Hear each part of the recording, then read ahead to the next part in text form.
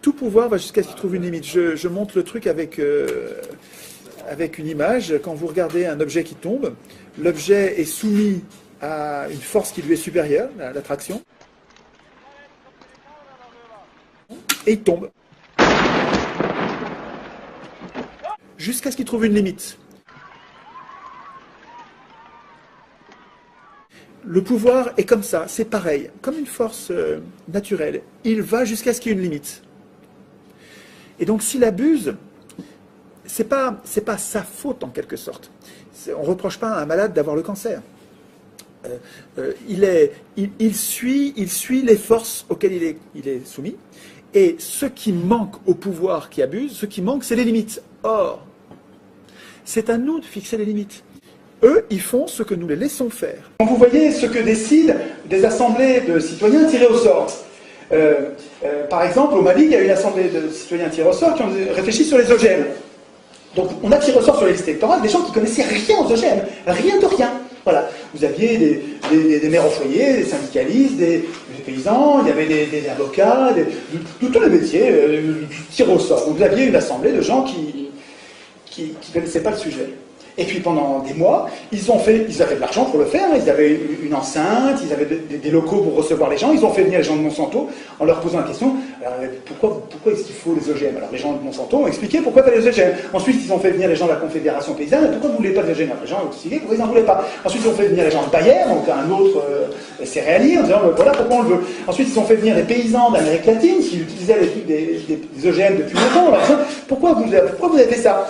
Et puis vous êtes content, est-ce que vous n'êtes pas content? Et puis pourquoi vous avez continué? Qu'est-ce qu'il y a des problèmes? Est-ce que tout se passe bien? Il faut revenir les gens de Monsanto en disant ils nous ont dit que, qu'est-ce que vous répondez?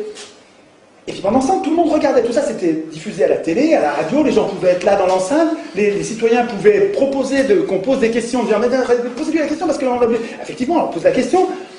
Mais au bout de 6 mois, ces gens-là sont bien plus compétents que n'importe quel parlementaire au monde. Parlementaire qui doit traiter tous les sujets. C'est une blague. Là, eux, ils se concentrent sur un sujet. Ils ne sont pas intéressés, ils ne sont pas payés par les labos, ils n'ont pas une réélection à assurer, ils n'ont pas été financés par personne. Ils ont juste une mission, tout le monde les regarde.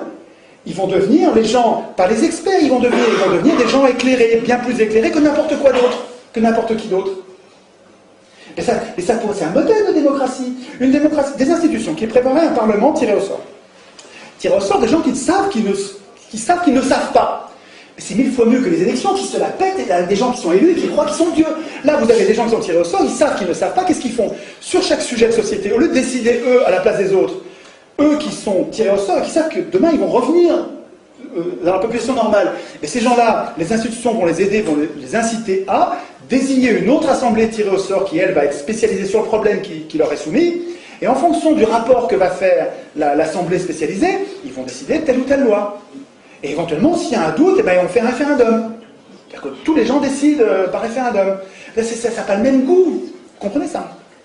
Alors finalement, sur l'Assemblée des OGM, l'Assemblée du Mali, là, elle a décidé qu'à l'unanimité, ça c'est parlant, à l'unanimité, c'est plutôt non.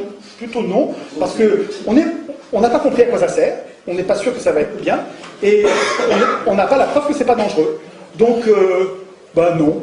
À l'unanimité. Eh ben, je sais pas, moi je trouve ça plus parlant qu'une bande d'experts qui sont payés par les labos, très majoritairement les labos qui fabriquent les OGM. Je trouve que c'est évidemment mieux.